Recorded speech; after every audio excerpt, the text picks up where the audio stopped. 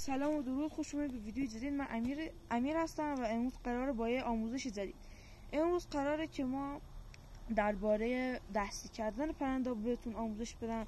در واقع هر پرنده‌ای دستی کردن خودش، یعنی دستی کردن خودش داره، لحاظ روحی یا سنگینی و قیمت و نمیدونم نژادش نسبت به خودش باید به اون صورتی که هست باید بری سمتش دستی شه.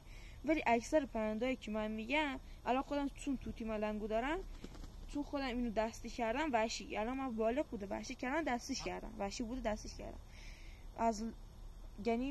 از تجربه خودم میخوام بگم شما اول نباید زیاد نزدیک پرنده وحشی شید، به خاطری که باعث ترس میشه و ترسش نسبت به شما زیادتر میشه و باعث میشه که دیگه سمت شما نه.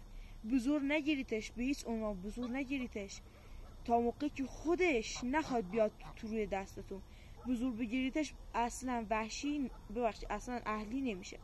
خب شما باید به مدت مثلا چند ماه، من خودم 3 ماه طول کشیده تا این ملنگو دستی کردم، هنوزم نمیاد تو دستم، ولی مثلا از دستم غذا میگیره، نازش میکنم. شما باید بعضی وقتا که اول مثلا چند ماهی باید باش رفتار کنید که باتون نرم شه، باتون دوست شه. بعدش که باتون دوست شد مثلا بیاید یه ذره بیسکویتو داخل دست گلاب، گلاب بزنید دستتون داخل گلاب، بعد بیسکویت خورد کنید بریزید رو دستتون. مثلا روز اول اینجا بزنید،